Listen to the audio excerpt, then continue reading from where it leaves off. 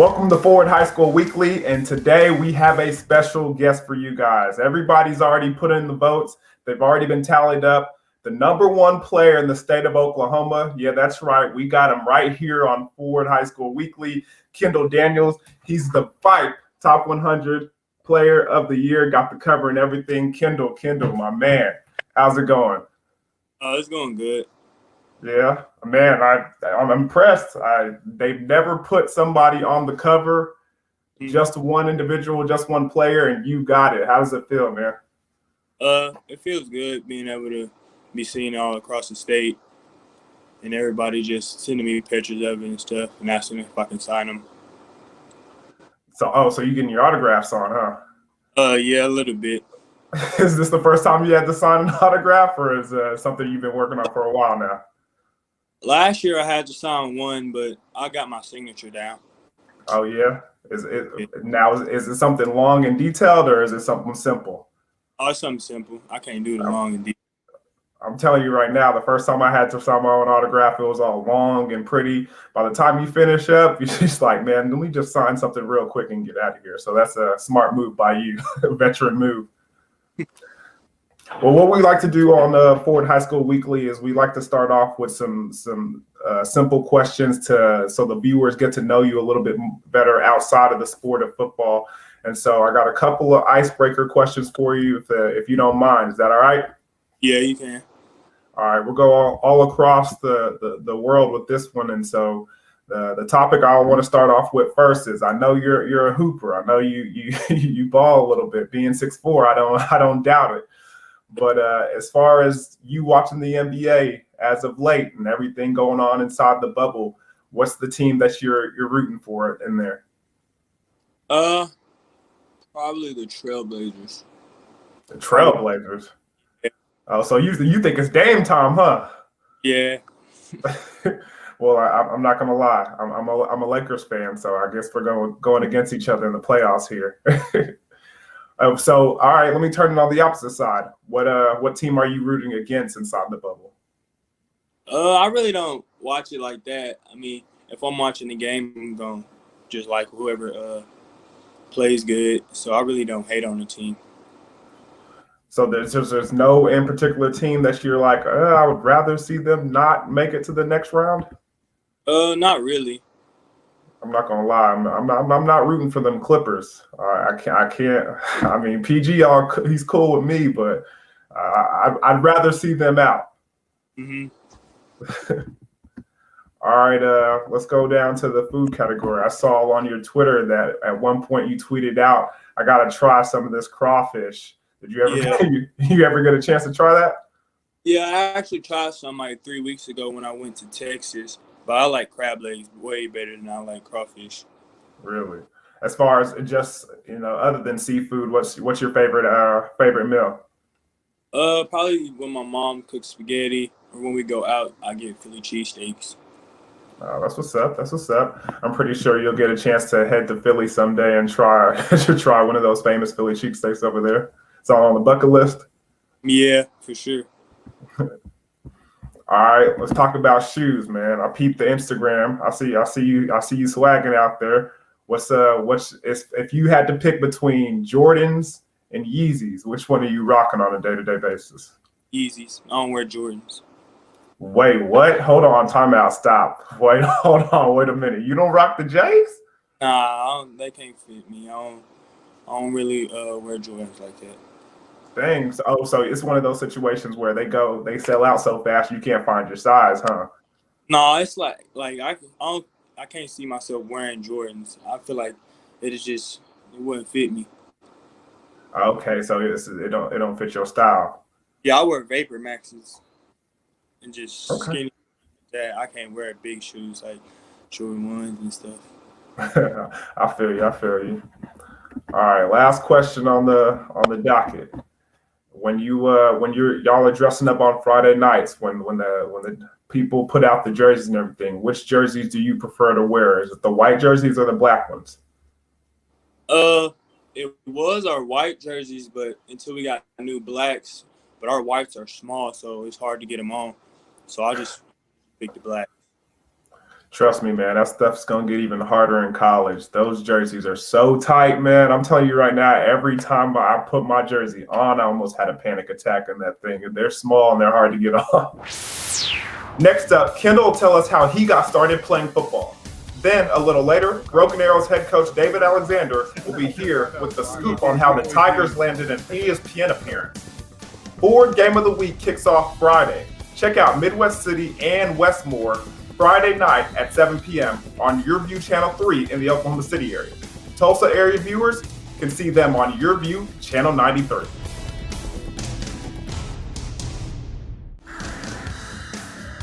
Welcome back to Ford High School Weekly. We're talking to Texas A&M commit Kendal Daniels from Beggs. Well, we're talking to Kendal Daniels, the number one player voted in the VIPE Top 100. Kendal, how did you feel getting that honor of being the number one player voted as Top 100 at VIPE? My family was really excited about it and everything, and I was just really excited because hard work is paying off, and I still got a lot of work to do when I get to the next level.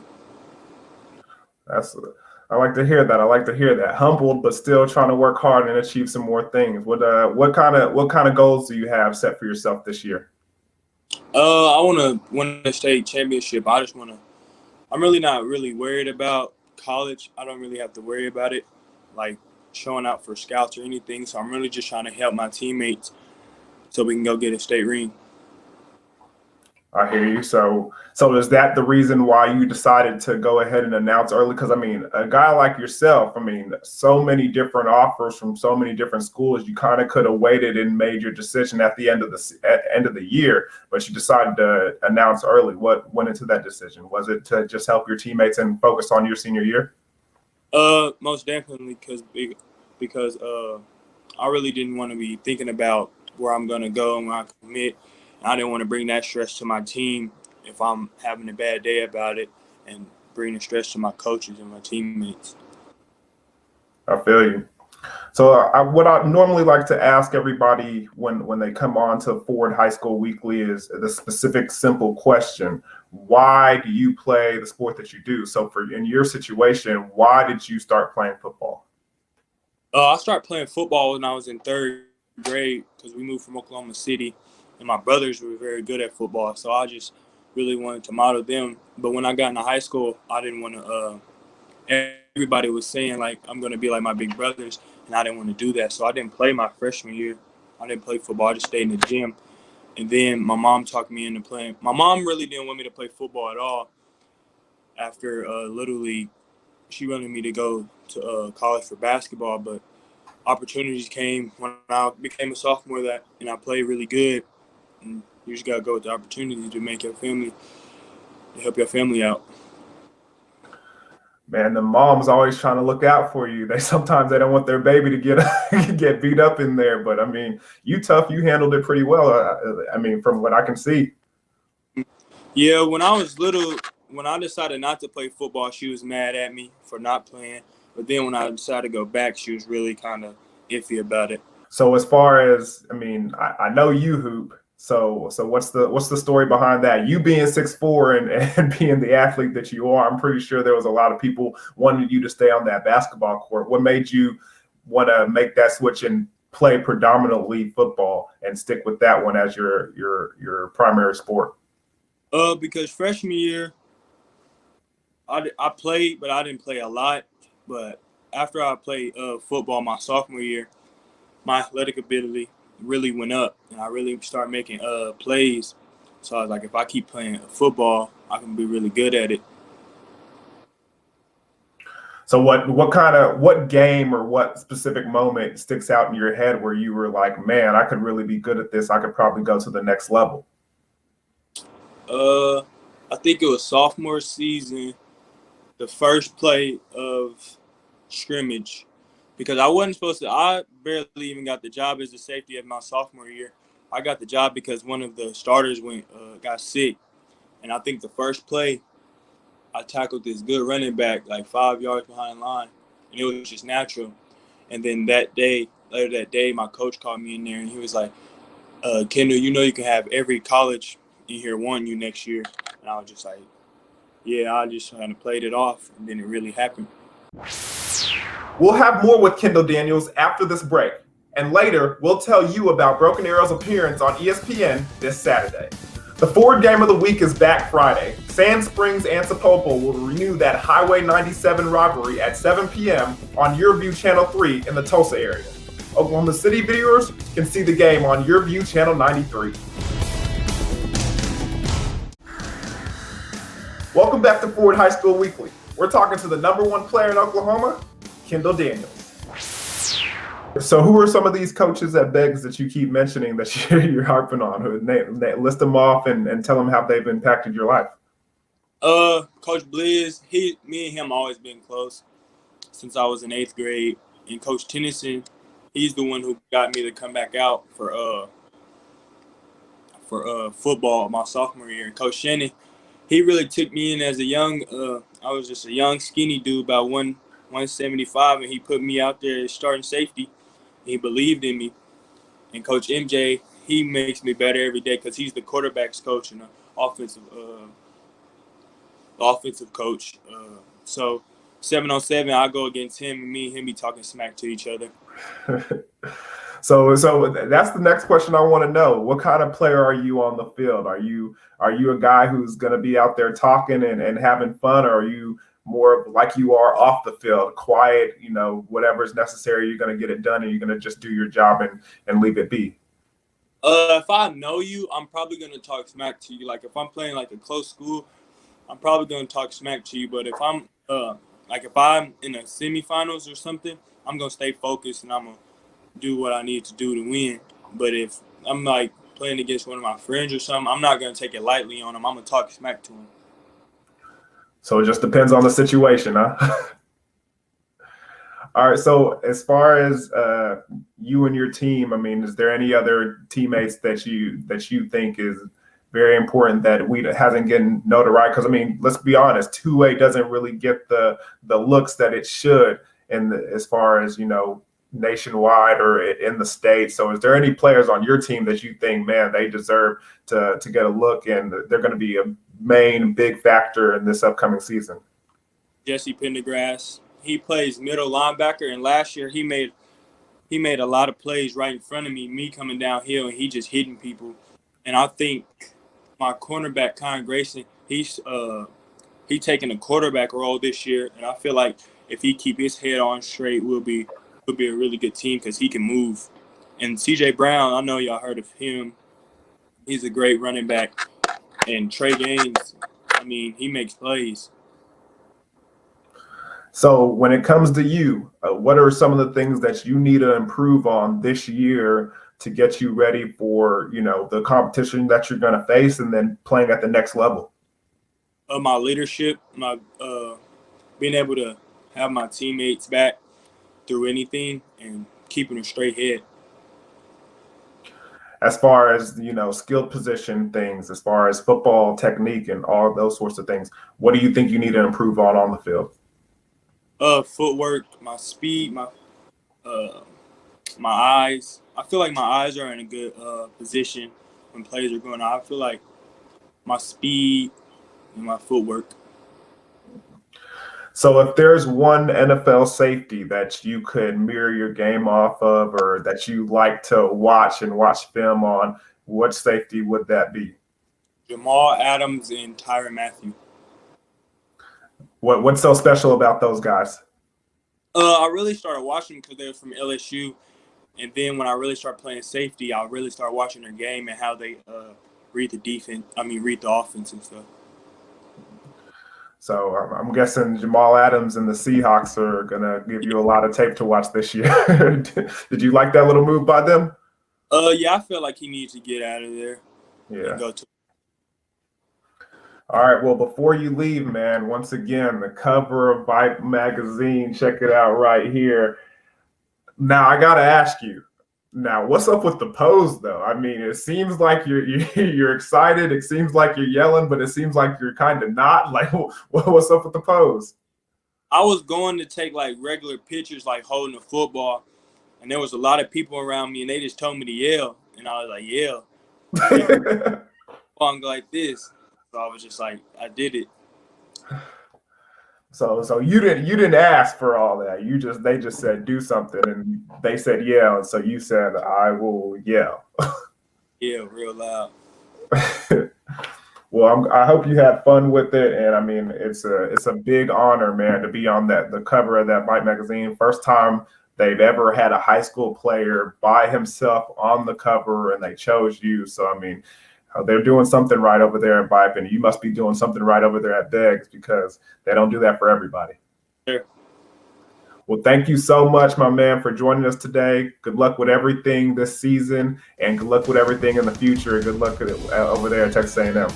Appreciate it. Up next, David Alexander, the head coach of the Broken Arrow Tigers, will be here to talk to us about BA's appearance on ESPN this Saturday.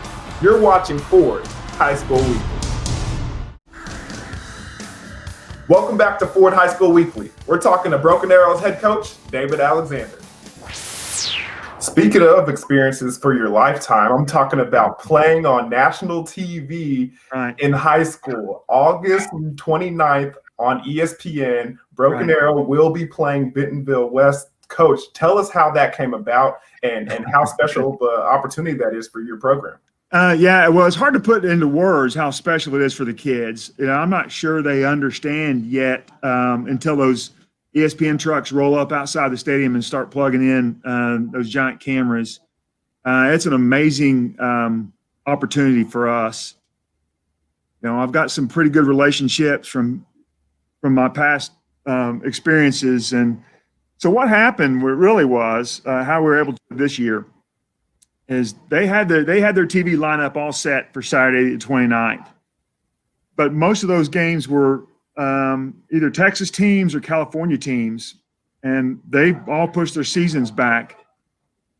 So the reason Broken Arrow was able to get that game again was because we hosted ESPN back in 2017, and they were looking for stadiums, since it's going to be a short run-up time, looking for stadiums they'd already been to.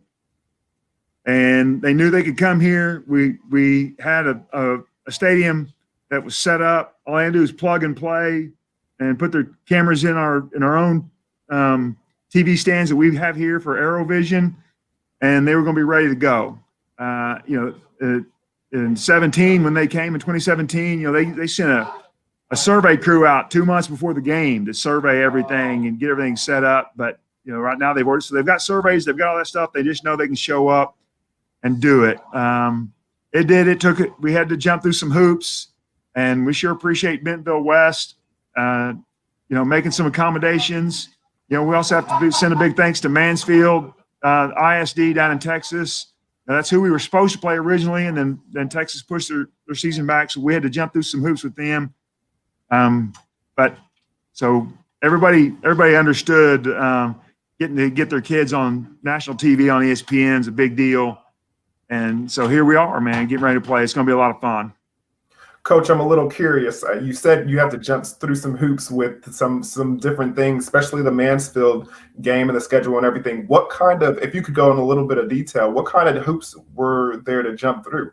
Okay, well, right. So the Mansfield, Texas pushed their season back. So obviously August 29th was not an option for us to play Mansfield. Bentonville West was also supposed to play Mansfield Legacy. We were going to play Mansfield High, and they were going to play Mansfield Legacy. So when those games were canceled, right, we and us and Bentonville West, it was natural. So we scheduled our game for Friday, August 28th. It was supposed to be a home game for Bentonville West, which kept the games, each of us having a 5-5 home and away schedule the next 2 years. Well, ESPN was coming, and they were only coming to Broken Arrow on August 29th. And so we called Bentonville West. Hey, would you like to play our game on ESPN? But you'll have to come. We'll have to switch the game to Broken Arrow, which means Broken Arrow would have 6 home games. Bentonville West only 4, right? This first year or this year, and that was not desirable, obviously, for Bentonville West. Broken Arrow was going to bring people, and they were going to get a nice gate, and so losing that was a big deal for them. Well, so the next season, right, in 2021, both teams were going to play Mansfield again. So it was actually Coach Pratt's idea over in Bentonville West that we switch Mansfield opponents next season. So they would get Mansfield coming to their place, and we would still go. Then Broken Arrow would go to Mansfield. So we had to get Mansfield to agree to switch opponents. Broken Arrow will be going to Mansfield Legacy. Mansfield High will be coming to Bentonville West. So we had to get their school board to sign off on it, that it was okay, and their head coaches. And it took a little wrangling, but they were fantastic. They understood that if Broken Arrow and Bentonville West can get their kids on national TV and spread their brands, that was a big deal. So it was really not so much. There was no giant hurdles to get over, just paperwork and red tape and a lot of phone calls. Man, that's pretty impressive right there. See, the two different scenarios, coaches communicating in the state of Oklahoma to make sure the kids are safe, and then these three different states, three different head coaches, three different states, athletic directors, four different head coaches, for the kids to make sure they get a chance to play on big time television. That's pretty impressive. Yeah, thank you. Yeah, it's our athletic directors did a bunch of the work. Steve Dunn upstairs was on the phone trying to make it happen and end up making it happen. So it's a big deal. We're very appreciative of everybody. I'm looking forward to seeing Bentonville Weston BA on ESPN on Saturday. I'll tweet the game time and the ESPN network as soon as it becomes public. Follow me at _28. That's going to be a fun one to see. And I want to send a big thank you to Kendal Daniels for showing up and talking with us here this evening. Hey, only the best in Oklahoma get to come to the Ford High School Weekly, and Kendal Daniels is certainly one of the best. But Friday night, make sure to catch the Ford Game of the Week.